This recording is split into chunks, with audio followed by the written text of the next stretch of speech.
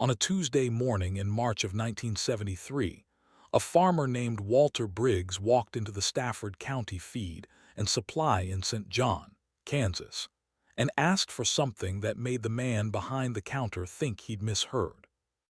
"Wildflower seeds, you got any?"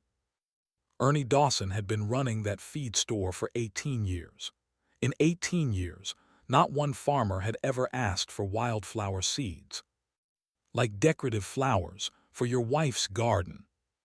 "For my fields, black-eyed Susans, coneflowers, wild bergamot, yarrow.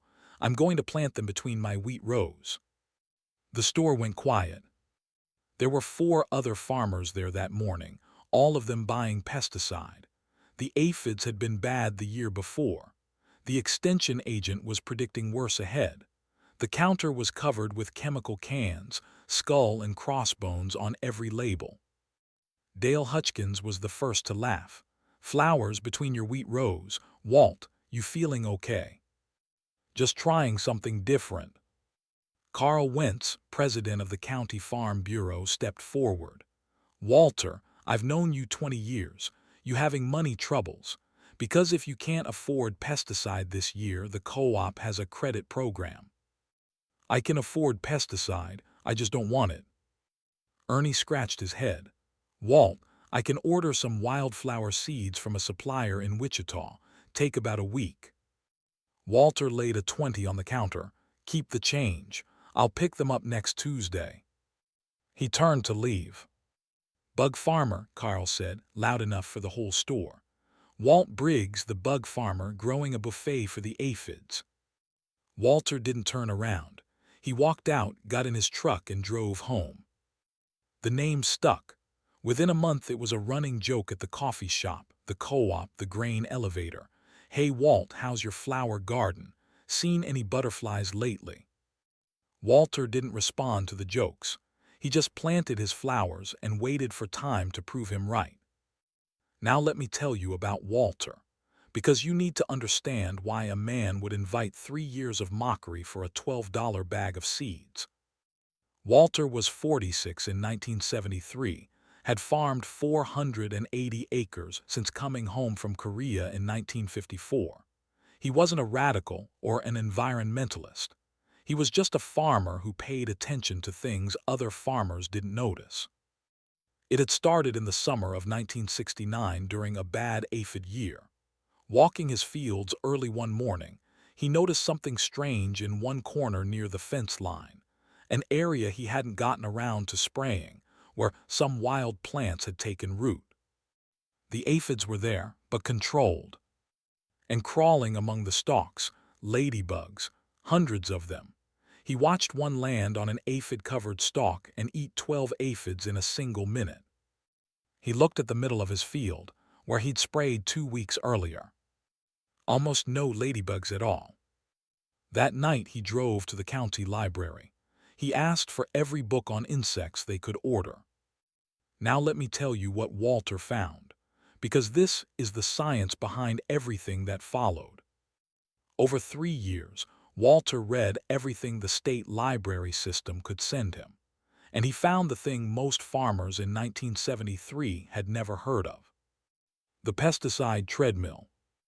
When you spray a field, you kill bugs. Sounds simple, but pest insects breed fast. A single aphid produces a new generation in a week. If even a few survive, they repopulate the entire field within a month. Predator insects breed slow, longer life cycles, smaller populations. When you spray, you kill 95% of the aphids, but you also kill 99% of the ladybugs. The aphids bounce back in a month. The ladybugs take a year or more. And every spray selects for resistance. The aphids that survive are the ones that can tolerate the poison. They pass that tolerance to their offspring. Spray enough times and you breed aphids that laugh at malathion. Meanwhile, you've eliminated everything that was eating them. The more you spray, the more you need to spray. Once you step on that treadmill, it's almost impossible to get off. Walter understood this in 1973. Most farmers wouldn't understand it for 20 more years. Now let me tell you about the flower strips, because they weren't pretty, they were strategic. He selected every species based on what beneficial insects needed to survive and breed. Black-eyed Susans and coneflowers provided nectar for adult lacewings and parasitic wasps right when the first pest generation appeared. Wild bergamot attracted hoverflies whose larvae could eat 400 aphids each before maturing. Yarrow sheltered ground beetles that hunted cutworms at night. He planted these strips along every fence line and in bands through the middle of his fields, close enough that no wheat plant was more than 200 feet from habitat. From the road it looked like chaos. To the other farmers it looked like a man losing his mind. Walt's letting his fields go wild, must be giving up. That land's nothing but weeds. What they couldn't see was that Walter's fields had more ladybugs per square foot than any other farm in the county. More lacewings, more parasitic wasps, a whole invisible army that had been controlling pests for millions of years before the first pesticide was ever made. The first 2 years were close. His yields ran slightly behind the county average. His costs ran far below. The neighbors called it luck and kept spraying. Then came the summer of 1975. Now let me tell you about 1975, because that's when the bill came due for the entire county. The summer hit hot in May and stayed hot through September. Aphid populations exploded in June, the worst infestation in 30 years, the extension agent said. The farmers sprayed. Then again.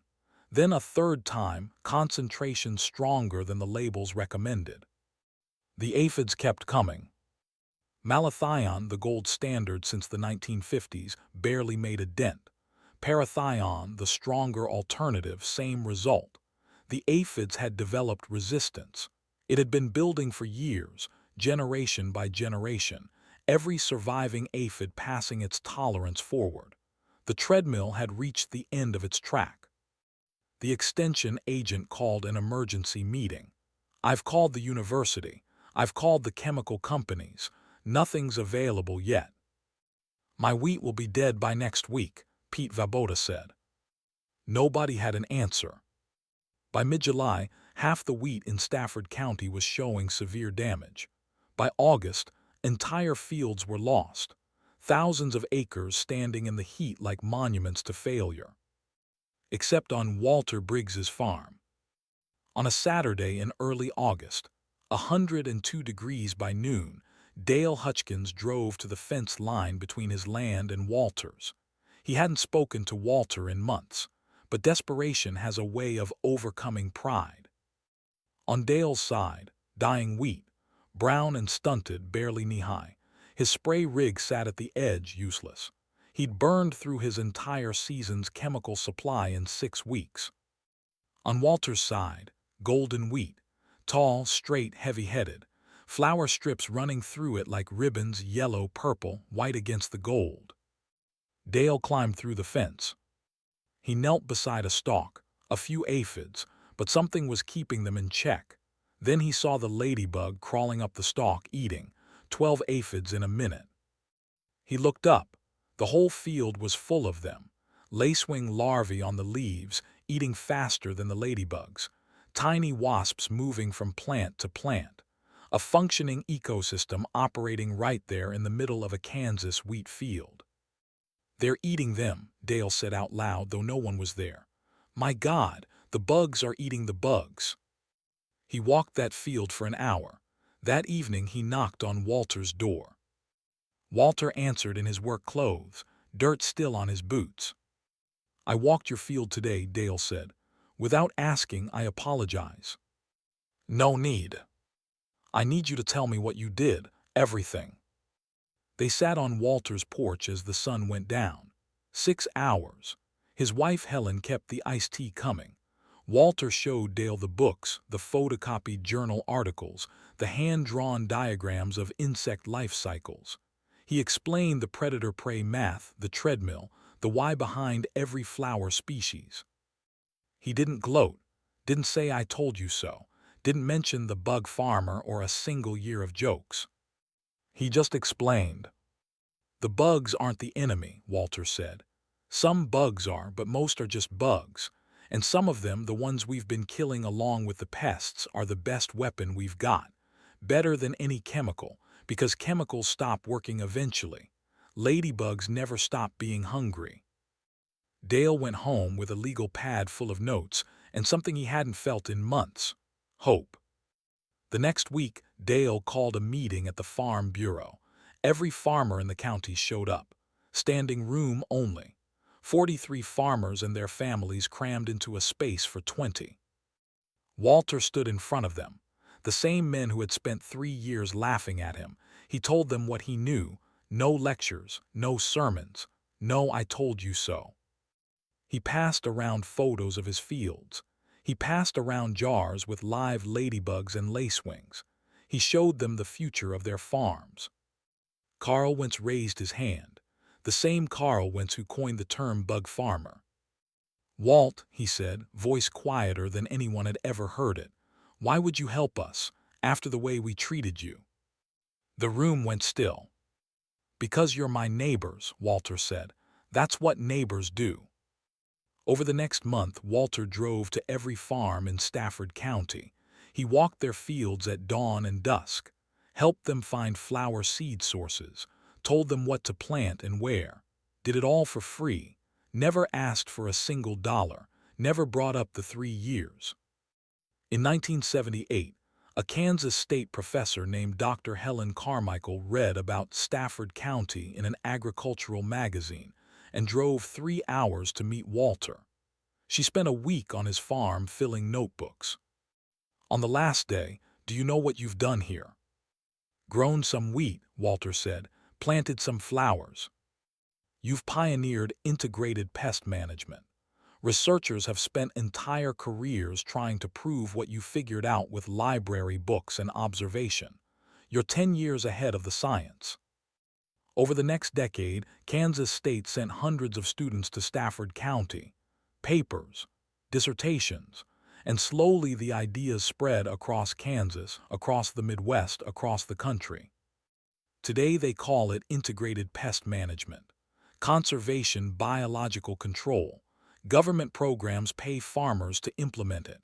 University departments are built around it. All of it on the foundation, Walter Briggs, laid with a $12 bag of wildflower seeds. Walter died in 1994 at 67. Tractor accident, the same way too many farmers go. There is no statue of him in St. John, no plaque at the feed store, no building at Kansas State. But drive through Stafford County today and you'll see his legacy everywhere. Flower strips along every fence line. Black-eyed Susans and coneflowers and wild bergamot, just like he planted 50 years ago. Stop your car, walk into one of those fields on a summer morning. You'll see the ladybugs, millions of them, red shells and black spots on the wheat stalks, eating aphids one by one. Doing what they've always done, since long before humans started farming. They called him the bug farmer. It turns out, he was the only one who understood what the bugs were really for.